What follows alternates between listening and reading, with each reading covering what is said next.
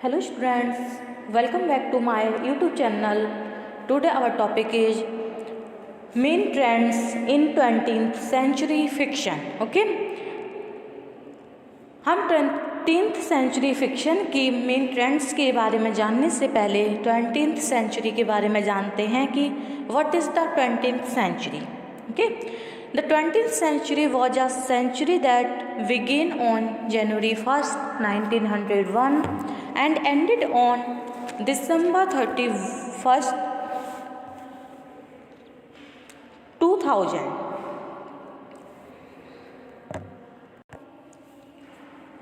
20th century novel was influenced by the changes in beliefs in political ideas after the events of the First World War, industrial development and the disappearance of the British Empire.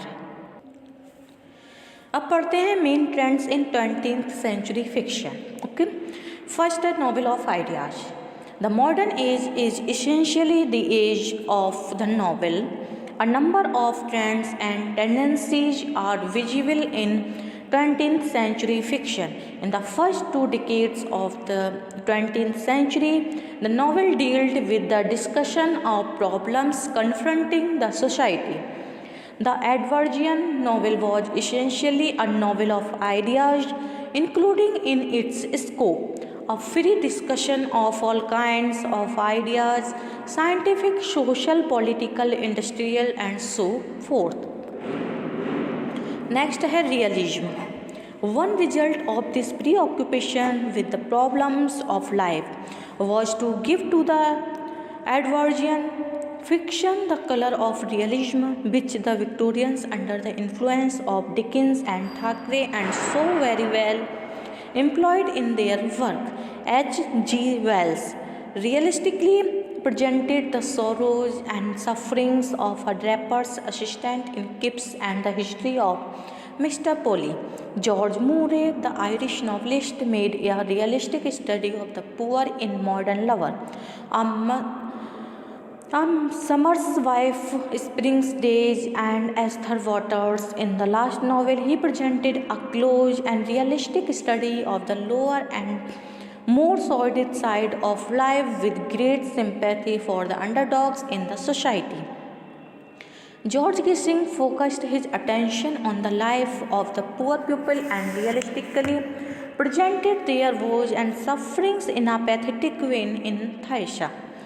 The Netherworld, Grove Street, and the private papers of Henry Rycroft Arnold Vanner realistically portrayed the life of the 5 towns in the Old Wives' Tale and Clayhanger. He brought out realistically their code of honor, snobbishness, and distrust of passion. The Forsyte Saga is a complete picture of the upper middle class society soaked in materialism and money. Next है romantic fiction.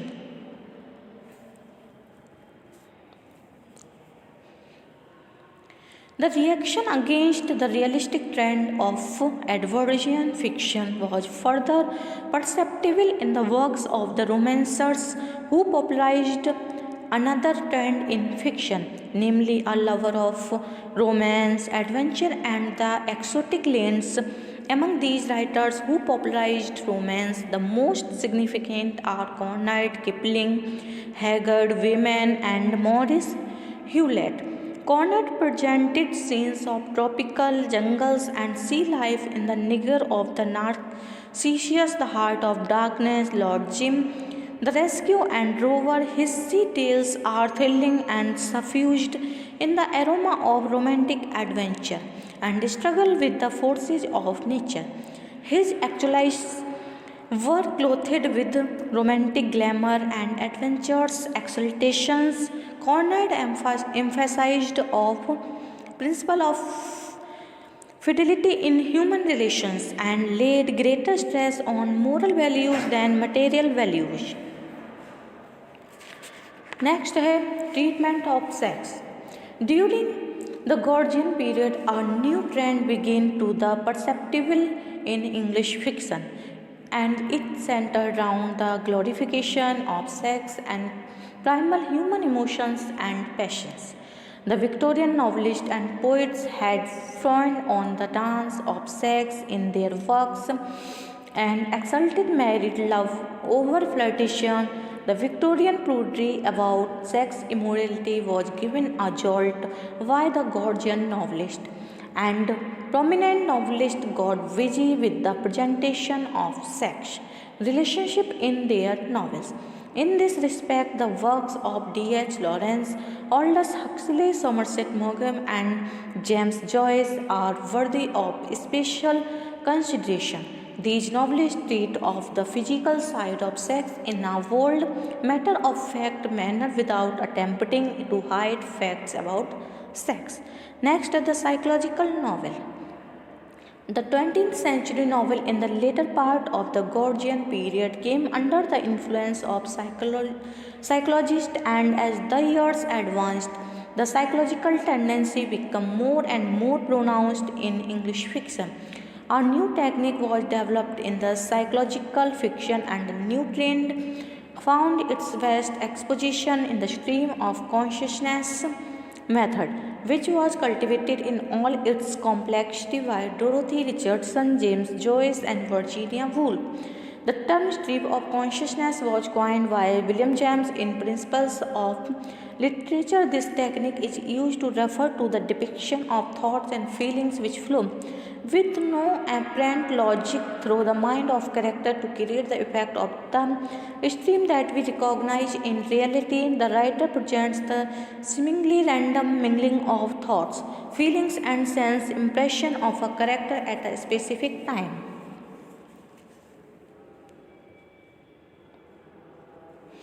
Next है scientific fiction. Closely allied with the psychological novel in the modern age is the tendency to employ science for the purpose of romance. Science has considerably influenced the works of the modern novelist. Science has revealed to the modern novelist immovable aspects of life and opened new visits of thought and imagination to be employed in fiction. The very texture of the novel has been modified by the novelist's scientific exactness of observation and scrupulous regard for details. The scientific romance of H.G. Wells, such as The Time Machines and The Visual Man, are saturated in a scientific lore. The Brave New World by Aldous Huxley is a satirical exposure of the condition brought about by science. It is written under the influence of behaviorism or determinism. The continual repetition of the same phenomenon gives rise to a definite type of nervous reaction which then becomes stereotyped, habitual, and hereditary. Next is detective fiction. Detective fiction, popularized by Arthur Conan in the adventures of Sherlock Holmes, was given a further impetus in the 20th century fiction by G.K. Edgar Wallace, Dorothy L. Sayers, and Agatha Christie. The Father Brown stories of G.K. Chesterton are very popular, and so are the detective novels of Edgar Wallace, such as The Four Just Men and Sender of the River. Next is regional fiction. One prominent trend in modern fiction is the growth of regionalism, which had been set in vogue by the Wessex novel of Thomas Hyde. The Arnold Bennett carried forward the regional trend in fiction in his Tales of the Five Towns in Old Wives' Tale and Glenhanger series. Mary Webb chose Shropshire surrounding for her precious bone, and Sheila Smith presented the life in Sussex in Our Life, The End of the House of Allard. Eden Philpott has presented the West Country in his fiction. Next, biographical fiction.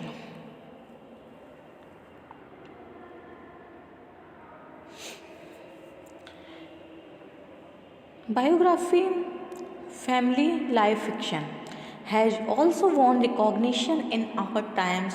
The World of William Closet, The Forsyte Saga, and Glenhanger are representative novels in the direction. Next, future of the English novel.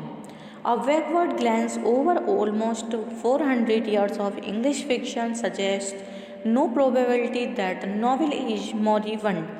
Through all of romanticism and realism in the works of competent journeymen as well as in that of creative genius. As self-perpetuating vitality has never lapsed. From the time when Lillian Sidney established one pole of the novel, Nash and Delaunay and otherwise inherent qualities of the whole genre have preserved it as the sole adequate vehicle for the complex, pragmatic milieu of the modern world. In the long run, the quality of works of fiction depends on the quality of thought of the times in which it is written. The great novelists of the past wrote well because they thought well.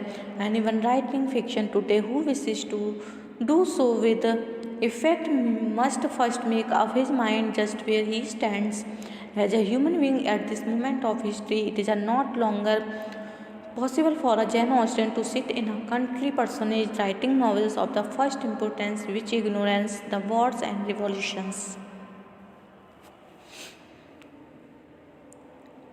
For the wars and revolutions are so general that they cannot be ignored, and not the mere fact of war and revolution alone, but the deeper issues, the bewilderment, the confusion of loyalties, the search for belief and faith. Unless fiction is to become a toy, it cannot escape these issues. Indeed, the novelist must guard himself against his natural desire to withdraw from the large world into a selective range, because fiction needs weight as well as intelligence, size as well manner and breadth as well as nuisance. It is a gratifying that the merger of symbolism and naturalism, as in the work of William Golding, Samuel Beckett, Lawrence, Graham Greene, Bilson, Irish, would perhaps indicate a tentative direction. Okay, that's it. Thank you for watching.